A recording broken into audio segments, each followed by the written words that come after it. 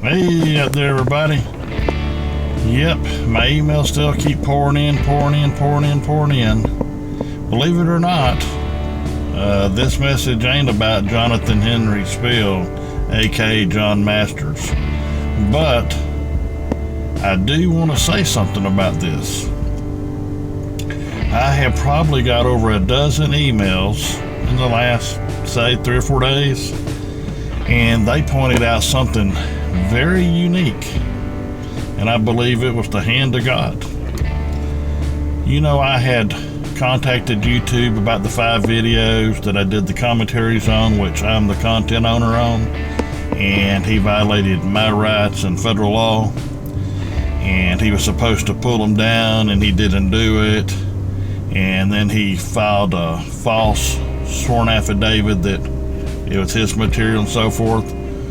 Well, after that date, there were groups of patriots, Christians, people that believe in the Constitution, people that want to be let alone, and they're trying to understand the common law, sea law is what I call it, maritime law, the duality of the legal system, what the state constitution means, and what their protections are under it, as well as what their protections are under the national constitution, and what the difference in nationalism and federalism is, and why people are saying democracy when we're in a republic. That's why the little anthem says, "And one republic for which it stands." It doesn't say one democracy, it says one republic. Just one little truth, but it goes on and on and on. And how people try and scrub the past. Well, believe it or not, if Johnathan Henry Speil, criminal alias John Masters, over on the cops, if he had to pull down those 5 videos like he should have, instead of committing a criminal act against me and, federal law, then these people that's been emailing me would not have seen the commentaries. So God took a criminal and sinful act this man did, and he used it to my good and to the good of the other people. So even when you're a bad boy and you do wrong, God will deal with him, but God's also helping me and others. And because he had a far reach into somewhere around 17,000 or some odd people, whatever it was, then these people in several states saw these things. So these people now want to help me build a physical church so I can come out of the home church situation and the people that I have that have home churches to actually build a building for worship, and to acquire land and do other things that we need to do. And that I can also make this accessible for handicapped people and people that are blind or deaf, they're missing an arm or a leg, they need braille, they need a signer, people that, sign, I can't do all that. Make sure we got the ramps. Now, we'd be exempt because we'd be a church. But, the law, even though it would exempt me, I'd want to do freely and voluntarily all the things that's in there, because if some man or woman comes, they got a wheelchair, they can't see or hear, we want to make sure they get the gospel. We want to be able to also teach the Constitution. We want to make headways with sheriffs, the elected sheriff, constables, and marshals throughout the country.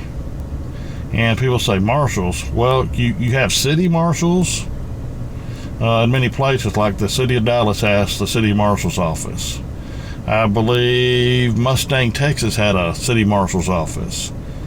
And Arizona has one or more marshal's offices. At Tombstone, they got a marshal's office. And I believe the marshal there is elected. DeFuniak Springs, Florida has an elected marshal's office. So you have city marshals still across the country that are elected.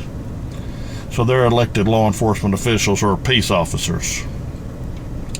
So we're working on inroads to teach the elected sheriff, constable, and marshal how to deal with people in a lawful manner within the county, or in the case of Louisiana, within the parish where they're elected by the people.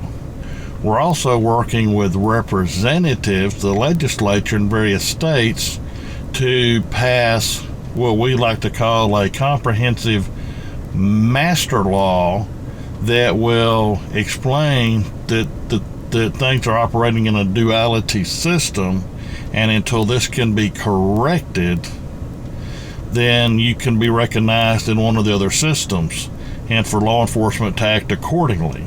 Well, anyway, these people have contacted me, and they want to help me get land and materials to build a church and a home for me, which would be a parsonage, and where we could place the home, the land, and the church all in a trust, where it would be perpetual and keep going on from me to whoever my successor is. I'm successor from Melchizedek, and then there'd be a successor behind me and a successor behind them. And at some point, if somebody doesn't succeed it, then the office sits vacant till somebody reestablishes and sits in office. The office is there, it's just vacant. But it'll continue to go on and on and on until God comes back.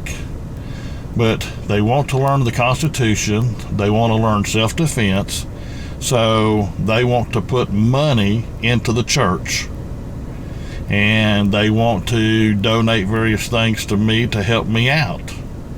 Now, this is not the whole enchilada. There's still a lot of room left for a lot of other donations, but you don't see me over here begging. See, I told the truth, and I told the truth, and I told the truth. And word got around. And most of these people didn't see any of these videos till after John Masters' criminal alias should have removed them. In other words, if he had removed them, these people wouldn't have known me. So God took a crooked man and made a straight situation come out of it.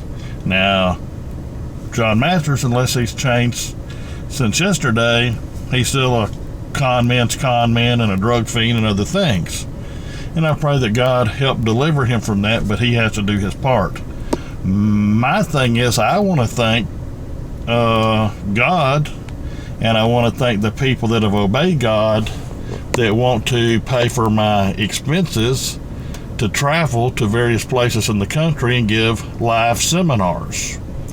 And to some people that are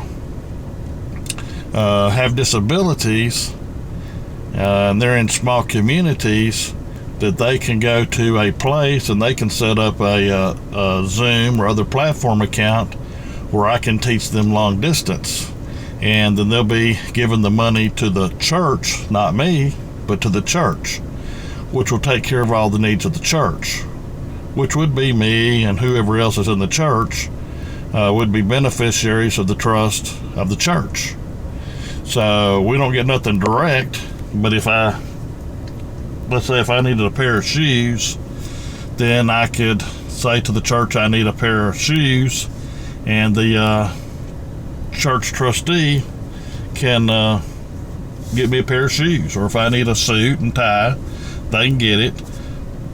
Excuse me. If we have a church bus, they could buy it, they can maintain it and keep it up, and any repairs on the homes and things, they can take care of it. So it's living of the ministry, not off the ministry, and doing what God says. And if people will take the time to learn, the Bible is full of covenants, not a contract, covenants. It has no expiration date. Just like an oath of office has no expiration date. It just goes on and on. The Constitution of the United States simply recognized the covenants of God in His holy Bible to His people.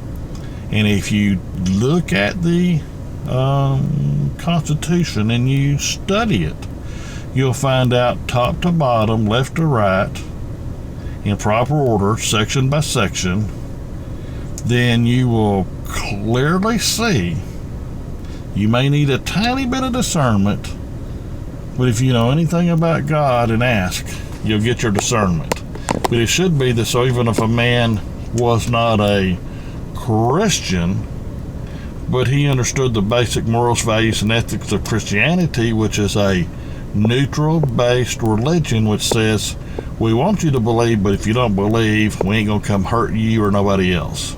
And we're not going to treat you any different than anybody else. So knowing that was the religion that is the backbone of this nation.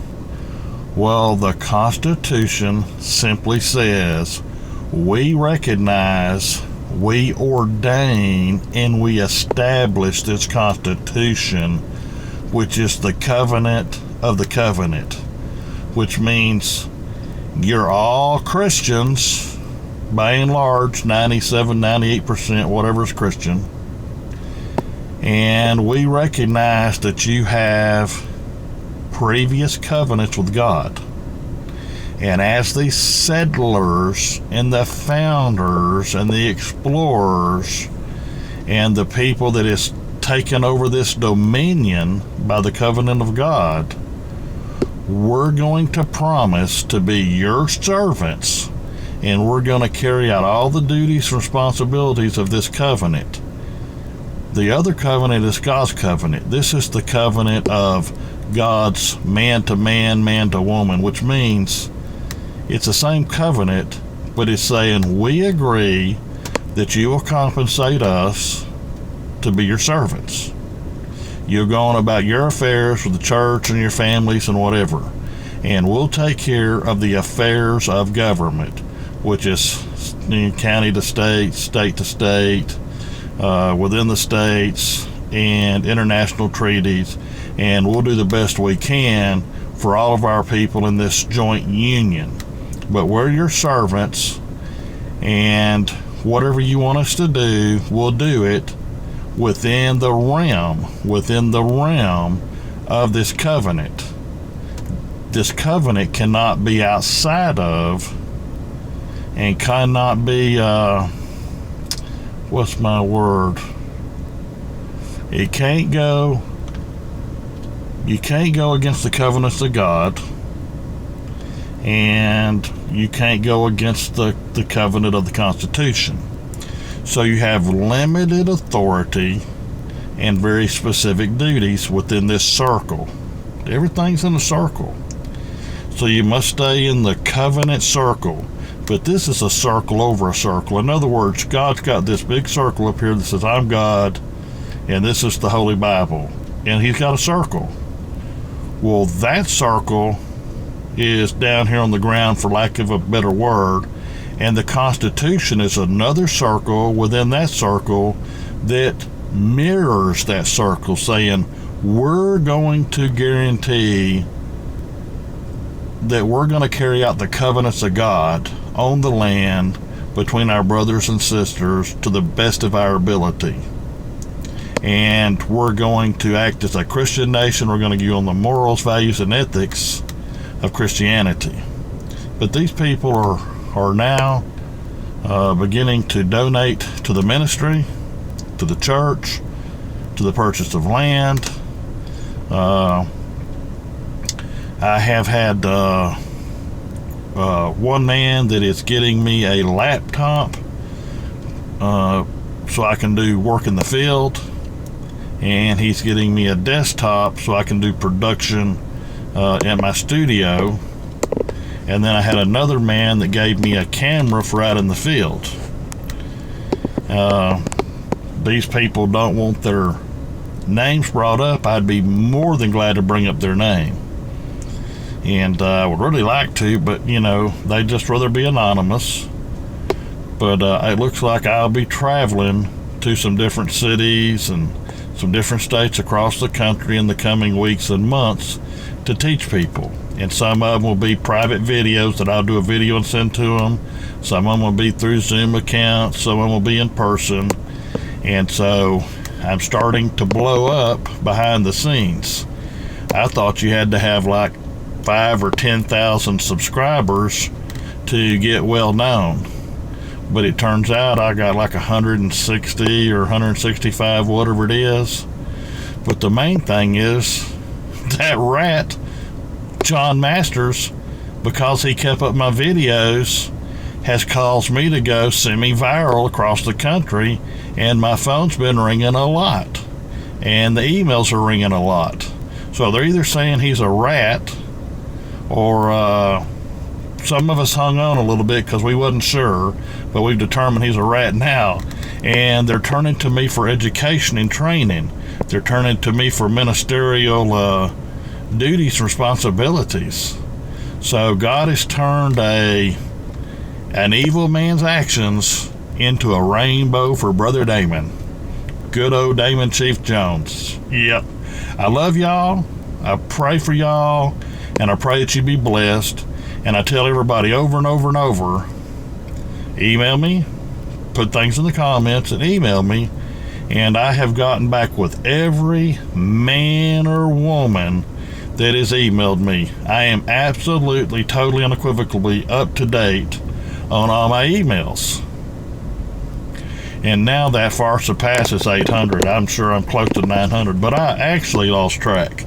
I like to just say it's over 800 and leave it at that so I don't feel like I'm lying. But it has taken, days and days, and then it's gone into weeks to answer these emails. But also some of these people have emailed back and forth with me 5 or 10 times, 15 times back and forth because I had some questions. I answered it, then that led into more clarification, and some of the documents that I have, they're free. I just send them to people, and they said, well, that John Masters said you was wanting like $75 or $95 to talk to you, and I said, that's bull. He's the one that come up with charge everybody, charge. Like my profiling buddy said, that's the drug fiend in him. He's got to get money for every breath he takes to show his self-worth. It's a psychological issue. So fiends have to gain self-worth through any means. That's why he bullies people. He has to feel more important than people. He has to put people down to feel important and comfortable in his own skin. And I try not to laugh, but people say, why does it look like his skin is melting off of his face? It's the drugs. Methamphetamine does that. They call it meth, but it's methamphetamine. That's like toilet cleaners mixed in with I'm trying Walmart and other places that sells this stuff. It's behind the counter, and you got to be 18, show driver's license in all the states or most of the states to buy it. It's like some kind of Claritin D, and there's some other things, but it's got sinus type medicine in it, and then there's over the counter cough medicine, so they might take like I know the recipes to it because I went to drug enforcement school, but I'm saying and there's 100 varieties, but mainly it's like some stuff like almost like some Drano,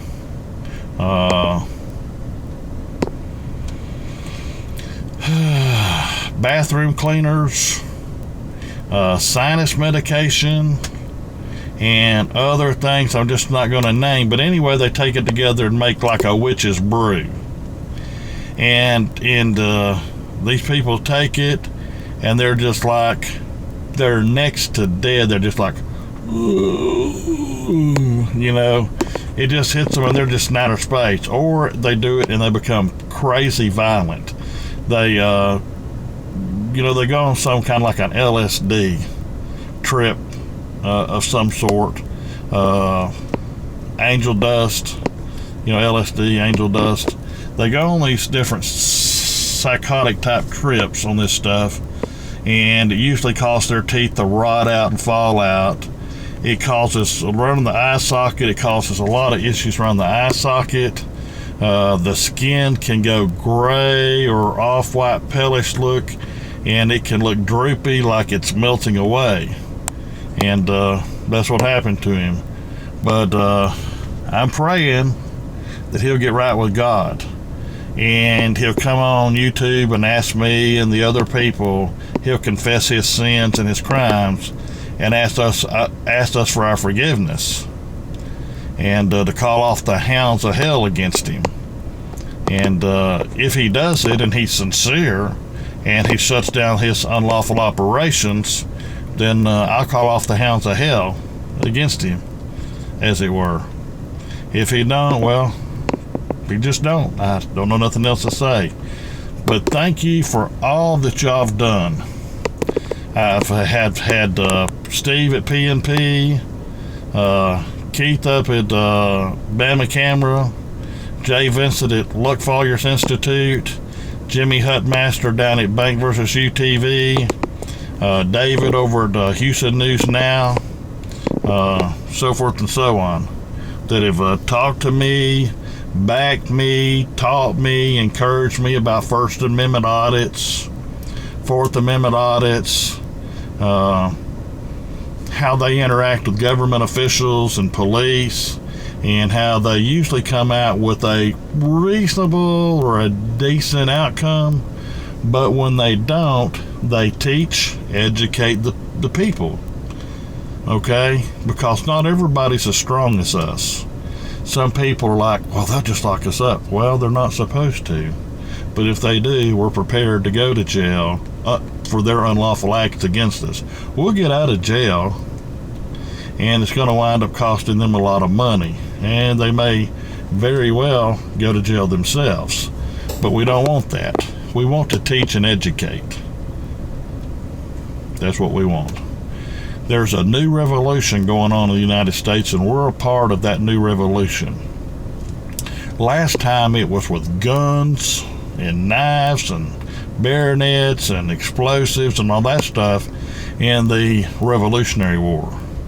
This war here is being fought on places like Google, YouTube, message boards, alternative media, some in standard media, but a gigantic, enormous amount of it's being fought in the alternative media, and in small pockets and groups of people. That it's at cafes, restaurants, clubs, bars, churches, different places that people gather, and they're sharing their ideas, and people are getting fed up. So people are beginning to hire new representatives in their state legislatures. They're hiring new governors. They're hiring new Secretary of States. We hired a new president. We hired a new vice president. We've changed the administration. We're better off than we've been in the last 20 years by that alone. That single act of putting Trump in office has made this country better and safer than it's been in 20 years without trying to substantially curtail the people's freedoms and rights. See, last time this happened in 2001, you wound up with armed American soldiers at airports all over the country. Shouldn't have never happened. We wound up with a bunch of crap. Then they wound up with we're going to take some of your liberty, and in place of that liberty, we're going to give you more security. But we're going to make you produce multiple pieces of identification that we approve of. And we're going to make you go through more hoops to live your life. And if you don't do this, we're going to fine you money, which is fine you labor. That's a form of hard labor there. We're forming you to labor to get money to pay a fee or a tax for a right and call it a privilege. Perverted. It's illegal, it's wrong all day, all night. And I pray God lets me live long enough to get to enough people in this new revolution to help be one of the founders of the new revolution, that I would like that I know my people that was around in the Revolutionary War.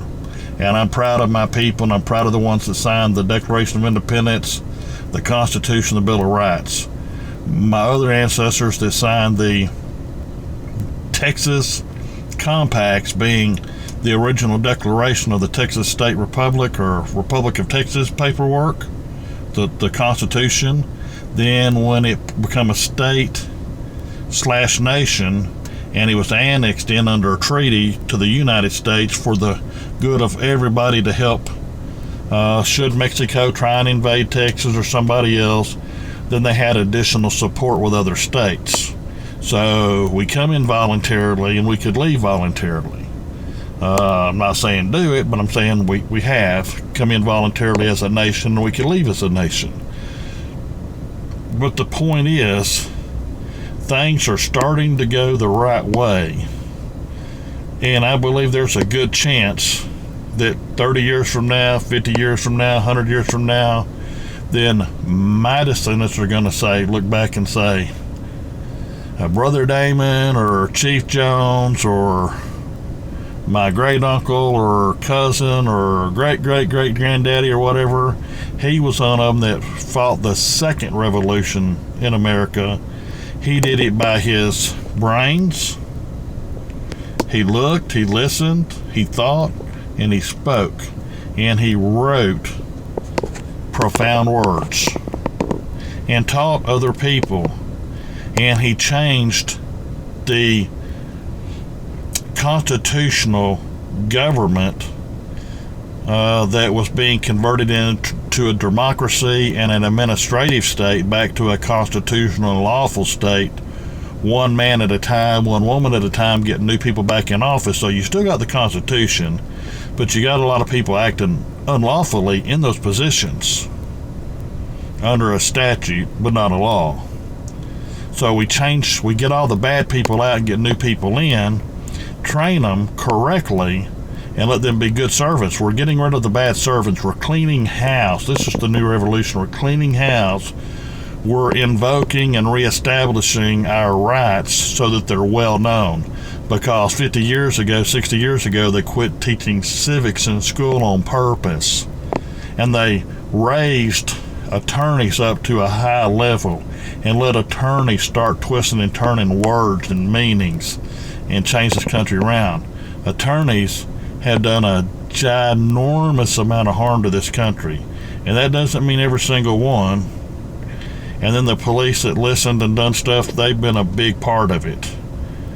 So I woke up and I realized this don't sound right. This ain't right. And I started changing my ways, and I did deeper and deeper research, and I started retraining police. I'm still retraining police. I'm still dealing with police. Local police, county, state, federal police. I'm still teaching them and talking to them night and day how to act lawful and how to have the people behind them. And the people I'm talking to and they're listening to me, they're gaining support. Okay? So I guarantee if you're a chief of police or you're a sheriff or a constable or marshal out there, I guarantee instead of that city council or county commission behind you, I guarantee you would much rather all the people, or the supermajority, 80-90% of the people, to be behind you. Those people will see to it that you got job security. If you want to be the sheriff for the next 50 years and you get the people behind you, you can be sheriff for 50 years. Why? Because they like you and because you act constitutional, so they'll keep you there. It don't matter how bad the city council or county commission hates your guts for some reason, because you ain't doing them special favors. The people that vote the people want to say, we demand he stay our sheriff or she stay our marshal or whatever the case be. You want the people, we the people behind you. And you can do anything with we the people behind you. Quit listening to this demonstrable paper government. They're on a piece of paper. Listen to us, the real living men and women. Do what we need. Live a good and honest life. Learn what's important. Support the people. I'm available to any elected sheriff, constable, chief of police, or marshal across this here country. I can teach you and I can train you. Okay? That goes for some of these ABC agencies. Now, not all of these ABC agencies are lawful. So if you call me and you're from one of them and I say, I can't help you. You're not a lawful constitutional construct. Can't help you. You know, I can tell you things you should not do, definitely, but I don't see your constitutionality. So I don't want to hurt your feelings, but truth's truth. God's for truth, and truth is for God. The truth has no agenda. Just like me, I'm coming in truth. I have no agenda except to be the truth. The truth shall make me and you free. This is Brother Damon, Chief Jones, on behalf of my Lord God Jesus, saying aloha and have a super fantastic day. Bye, y'all.